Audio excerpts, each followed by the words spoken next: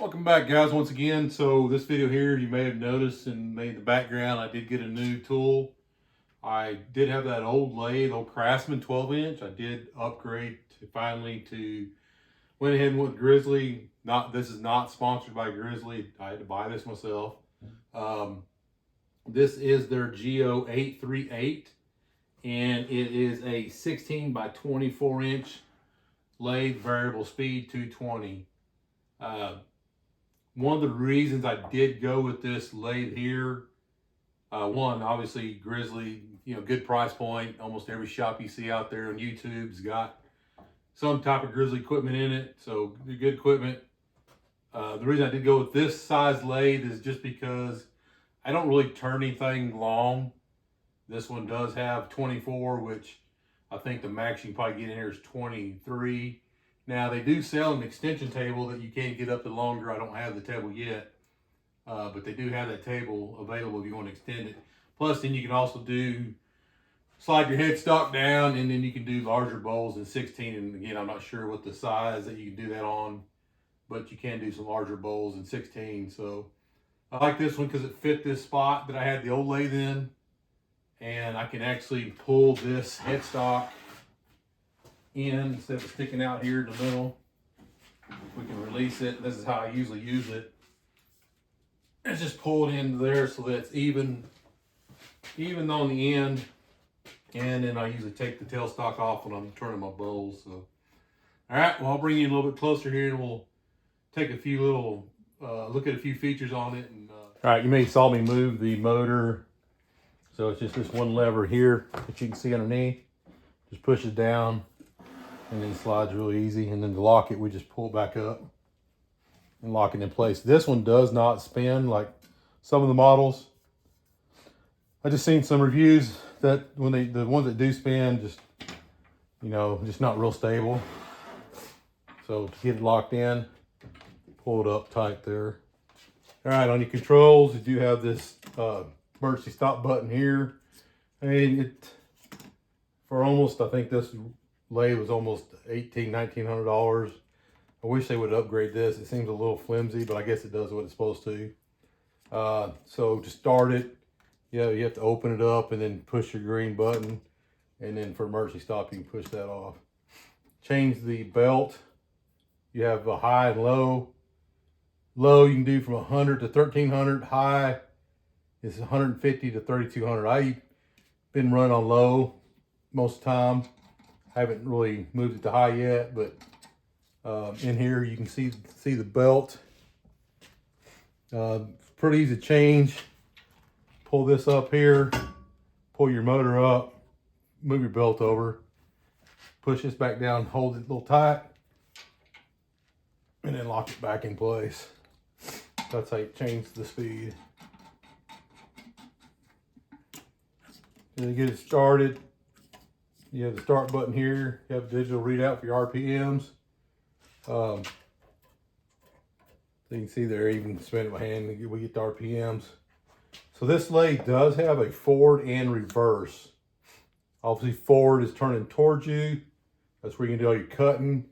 The reverse, I wasn't real sure what the feature that would be good for, but I find that when I'm sanding the outside of a bowl, it's easier for me to hold the sandpaper with it spinning this way. So it's good for sanding the outside of the bowl going away from you. Okay, you do have the speed selector here. So there's a little bit of a pause. You can't just turn on. There's a little bit of a delay there. You can turn it to, we'll ramp it up here. Very quiet.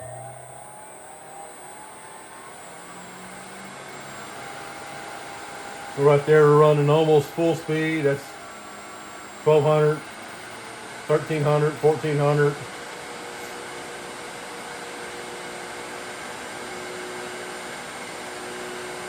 That's maxed out on the low, which we're actually hitting 1500, but it says it's only supposed to go to 13, so we're actually hitting 1300. Of course, I don't have anything on it either, so. But very quiet, very smooth. Okay, and then we can reverse it and then go the other direction.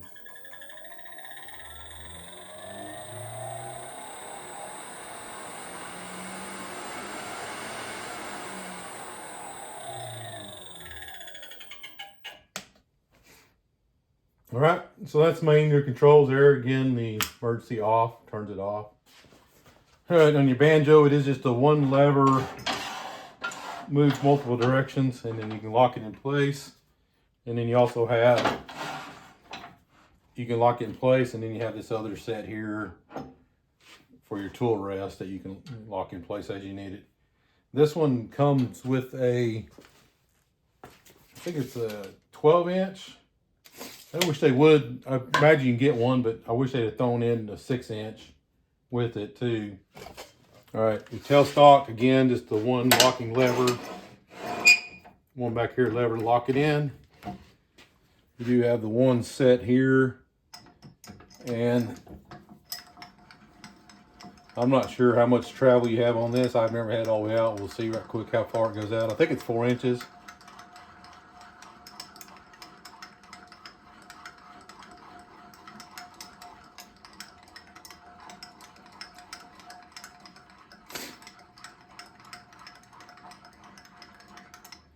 I'm at 4, so yeah, it stops just past 4. So you got 4 inches of travel there, which usually only use the first inch. On both ends, you do have this little stop to keep it from going way out, and you can take this out, take your complete tailstock off, and get it out of the way. That's how I do it a lot when I'm turning bowls. I just take this out of the way. So just get out of my way. A couple items it comes with is your knockout bar. Okay, your live center. You do have this little pin here for indexing or holding your spindle, which goes in there. Now I don't know how many spots it has for indexing. I'm not sure. Looks like probably about 16 or so. Okay. We're gonna look at our alignment here between our 2 points. Almost dead on. I don't have anything really to have to measure exact, but it's so close. So this is front to back, if you will. Pretty close there. And if we look up and down, again, we're pretty close. This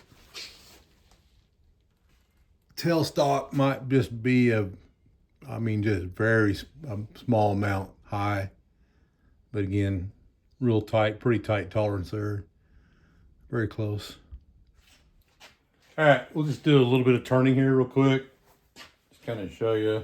So you lean forward and get up to speed. Hopefully I can stay out of your way.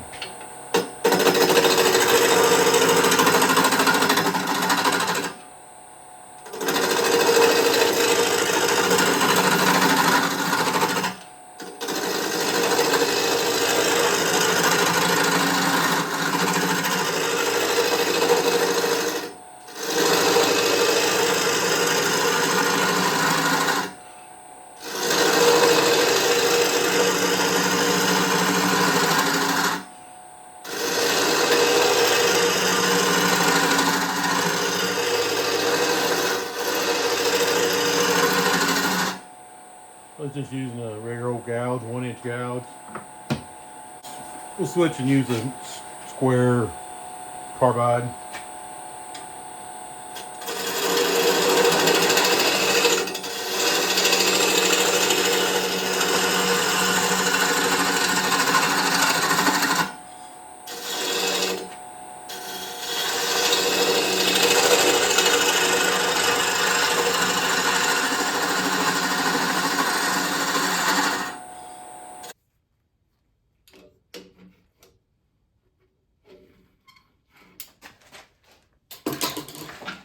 Nice thing is, once you get down, it's easy just to get your banjo out the way and get ready to go standing. So we're going to go reverse it.